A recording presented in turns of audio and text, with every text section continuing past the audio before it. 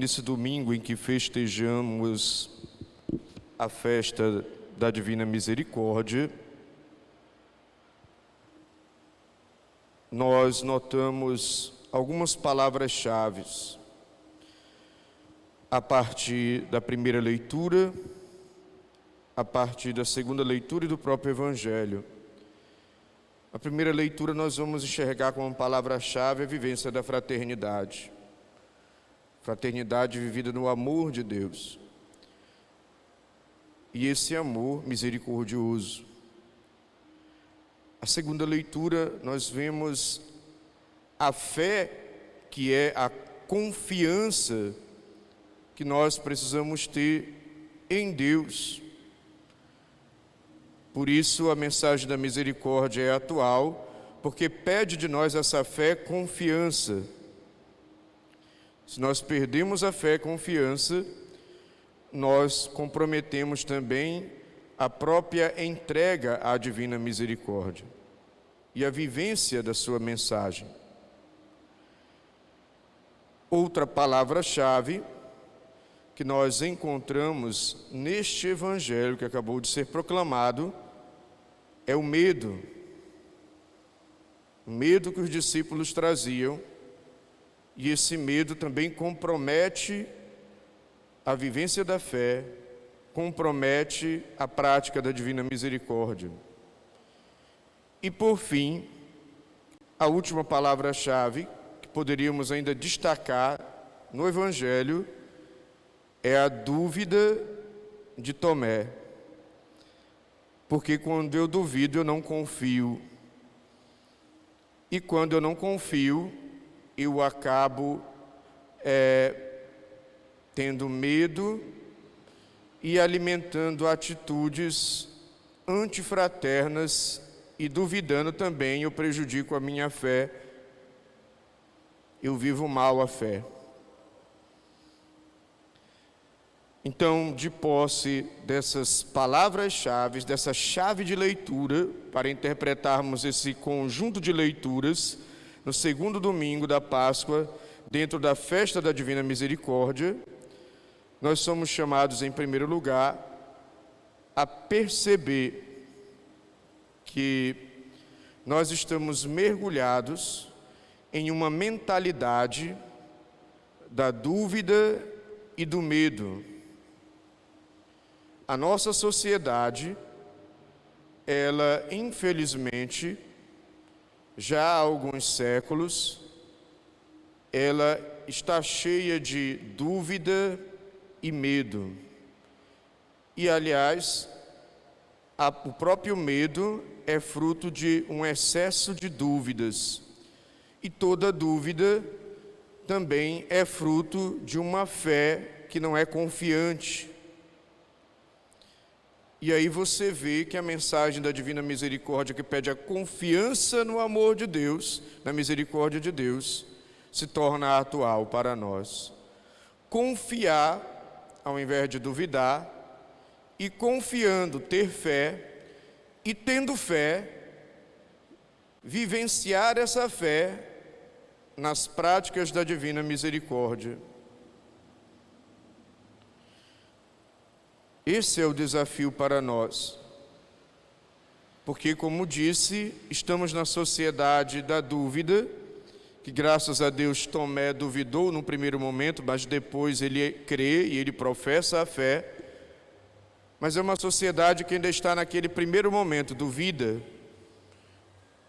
E aí nós criamos uma cultura da suspeita, nós vivemos suspeitando de Deus, da igreja, do mundo, das pessoas, de quem mora conosco, enfim, suspeitamos de tudo e de todos. Quem vive na suspeita dos outros, como é que vai ser fraterno, como em Atos dos Apóstolos, que eles tinham tudo em comum? Porque quando eu suspeito o tempo inteiro das pessoas, eu já estou partindo de um princípio que o outro é um inimigo, não é um irmão. É uma ameaça e não é alguém que soma comigo. É alguém mau e por isso eu suspeito dele. Então, a sociedade das dúvidas faz com que nós prejudiquemos os nossos relacionamentos, a sociedade da suspeita. Nessa sociedade, dentro dessa cultura da suspeita, nós temos algumas loucuras, inclusive o extremo, as ditas teorias da conspiração.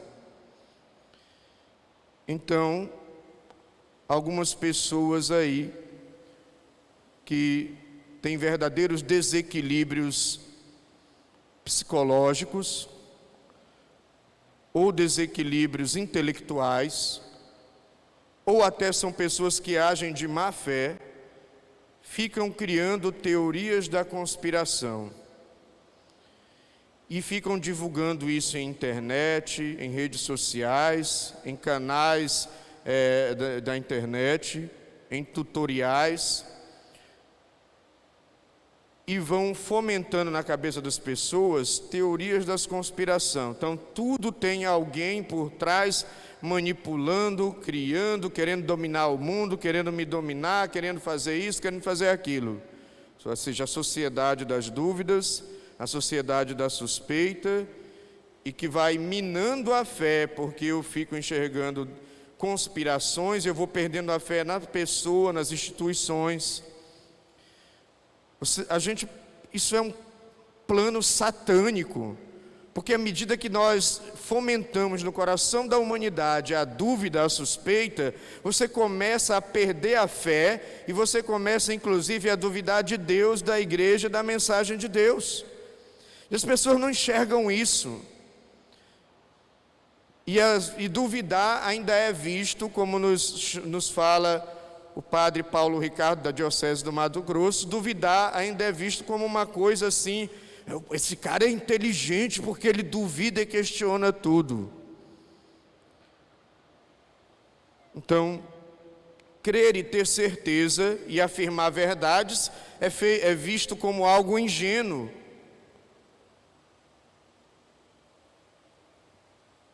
Por isso, cuidado com as teorias da conspiração. Elas tiram do nosso coração a fé que precisa ser fraterna, a fé que precisa ser confiante, a fé que precisa apostar no outro e a fé que precisa confiar na ação misericordiosa de Deus. Viram pessoas que o tempo inteiro estão naquela tensão, estão querendo me manipular. Aí uma hora é o Papa que quer me manipular, outra hora é um bispo, outra hora é um cardeal, outra hora é o padre, é a freira, é o coordenador, outra hora é um grupo político, outra hora é uma ideologia. Então todo mundo quer me manipular. Há um complô para dominar o mundo e eu sou a pessoa que está aí sendo vítima de tudo isso. Gente, impossível as teorias da conspiração, porque envolvem muitos interesses e muitas correntes de pensamento e até interesses econômicos aí, que essas pessoas não conseguiriam se juntar todas em prol de um objetivo comum, porque na sociedade que nós estamos, uma sociedade da competição, do individualismo, é impossível um grupo se juntar para dominar o mundo, porque um sempre está tentando sobressair o outro. Pelo menos o individualismo da sociedade atual pelo menos nos salva disso, né? Não é que isso seja bom, mas nos salva de um grupo se juntar para querer dominar o mundo, porque um sempre fica suspeitando do outro, a questão da suspeita, a cultura do medo, da dúvida. Então ninguém se junta com ninguém, porque também cada um quer mandar mais do que o outro. Isso a gente vê até em vida comunitária, né? Às vezes, dá o maior quebra-pau na comunidade porque fulano quer mandar mais do que ciclano e não quer obedecer beltrano. Então, se numa comunidade é difícil a gente chegar num consenso, imagine corporações e outras entidades chegarem num consenso para dominar o mundo. Gente, isso, teoria da conspiração, é conversa fiada. Não existe. Isso é coisa de gente fanática, de gente desequilibrada, com todo o respeito, quem está, vá se tratar. Procure um psicólogo e até um psiquiatra para trabalhar essas coisas, essa confusão que está na cabeça da pessoa que defende isso. Porque não é saudável. Por isso, nesse domingo da Divina Misericórdia, nós somos chamados a meditar sobre a confiança em Deus, confiança na sua igreja, confiança nos irmãos, confiança naqueles que são as nossas lideranças. Claro, eu não estou falando aqui que você não deva ter uma visão analítica, crítica, mas a gente precisa partir de pressupostos cheios de boa vontade, e não de pressupostos cheios de dúvida, de questionamentos, e às vezes eu estou lá mais para duvidar, questionar e achar que estão me enrolando, do que questionar no sentido de ajudar, porque é diferente. Quando eu duvido de algo e questiono no sentido de acrescentar, de ajudar a ter uma visão mais ampla, de ajudar com que a igreja, a comunidade, seja qual for a instituição que eu participo, eu estou duvidando e questionando com um objetivo positivo. Agora, tem gente que duvida e questiona só porque não quer ser dominado, porque acha que alguém está querendo manipular, porque não quer ficar por baixo, porque não quer obedecer, porque quer fazer do seu jeito. Então, existe uma diferença entre a dúvida que questiona para o bem e a dúvida que questiona para o mal. E nós vivemos num clima de uma cultura que duvida e questiona para o mal. E aí vão criando revoltas, vão criando malícia, vê em tudo, a pessoa fica com uma visão negativa do mundo, das pessoas, da família, das instituições, começa a querer inclusive destruir as instituições, destruir família, destruir igreja, destruir Supremo Tribunal, destruir Congresso, destruir a Presidência da República, destruir a comunidade. Por quê? Porque eu duvido, eu acho que estão me manipulando. Porque todo mundo lá só mente, só eu que sou o santo e o ingênuo e o inocente em todo o mundo. Pelo amor de Deus. Cuidado com essa cultura da dúvida, com essa cultura da suspeita. Cuidado para não sermos críticos ao ponto de sermos céticos, secos, desiludidos com o mundo, com as pessoas e com as realidades à nossa volta e com Deus e a igreja. Vira uma pessoa questionadora, que não vive a fé, que perdeu a fé no ser humano, que perdeu a fé na igreja, que perdeu a fé nas instituições, e que ao seu redor só semeia confusão. E também está cheia de medo, falta confiança, tem medo dos outros, do mundo, das instituições, da igreja, onde seja quem for me prejudicar. Por isso, a mensagem da Divina Misericórdia nos ensina, nesse domingo da Divina Misericórdia, através das leituras, mas através também do Diário da Santa Irmã Faustina, a desenvolvermos essa confiança, sem malícia, sem suspeitas exageradas, sem dúvidas exageradas, sem desconfiar ou se revoltar com o outro, com as instituições, procurando ser alguém que colabora e ajuda no desenvolvimento das instituições, onde quer que nós estejamos, família, trabalho, faculdade, escola, comunidade, grupos. Nós não estamos aí para rivalizar e para colocar tudo em dúvida. Estamos aí para ajudar todas essas instituições e valores a se aperfeiçoarem. Senão você cria uma sociedade da revolta, do medo, do conflito, da desconfiança, e vai minando a fé, como disse, vai minando a capacidade de sermos fraternos. Porque o outro já se torna uma ameaça para mim. Eu não sei se ele está sendo verdadeiro, não sei se ele está mentindo, não sei se ele está sendo falso, não sei se ele tem um interesse, eu não sei se ele é culpado, se ele é inocente. Quer dizer, eu paro de olhar para outra pessoa como irmão. Eu estou o tempo inteiro com o pé atrás. Desse jeito, não tem fraternidade que resista. Ser fraterno, ser irmão, ser amigo, ser companheiro. Por isso, Domingo da Misericórdia nos ensina a afirmarmos a nossa fé, crermos em Deus, na sua igreja, e termos confiança mais do que medo, termos confiança mais do que dúvidas, termos confiança mais do que suspeitas, termos confiança e não alimentarmos no nosso coração uma malícia da dúvida, da suspeita, que gera medo e às vezes revolta. Quem vive sob a dúvida não vive fraternidade. Quem vive sobre a dúvida não consegue viver misericórdia. Agora, quem vive sob a égide da confiança consegue ser fraterno, porque enxerga e procura enxergar no outro o bem, e não tem medo de se aproximar do outro para fazer o bem, e mesmo que esse outro não mereça, eu quero fazer o bem, porque a minha égide é da confiança, é da fé em Deus, é do amor de Deus. Aquilo que me conduz é essa influência.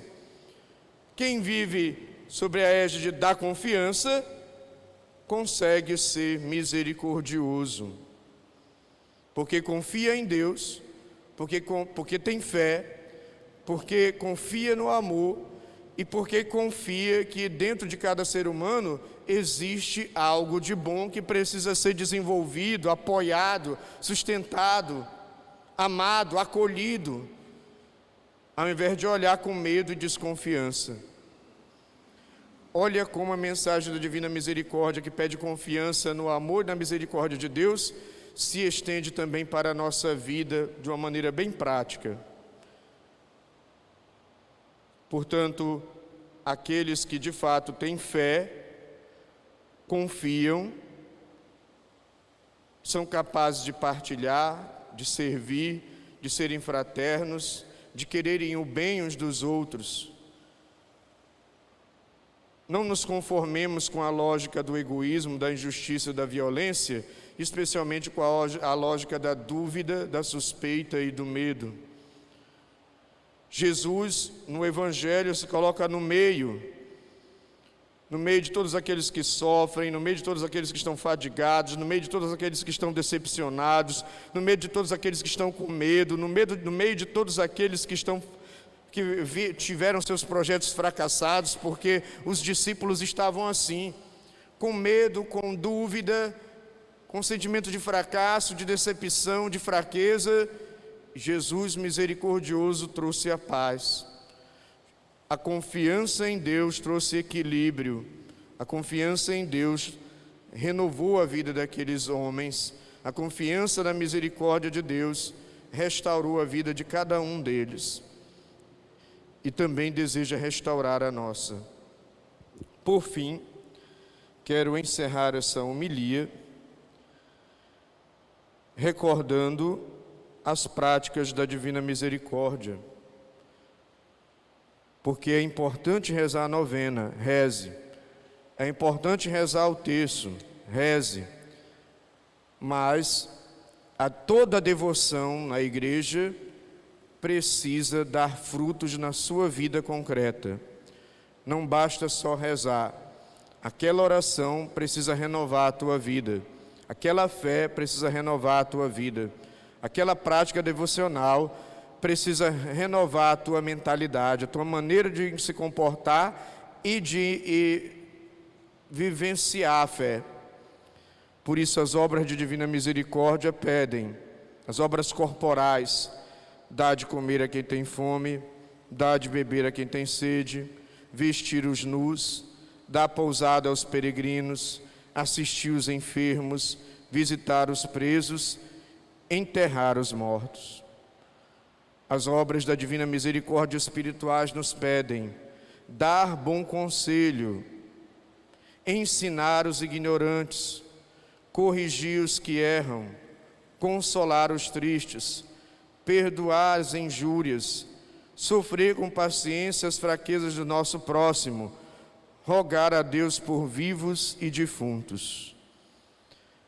Essas são as obras da divina misericórdia que devem acompanhar o terço, que devem acompanhar a novena, que devem acompanhar os devotos da divina misericórdia.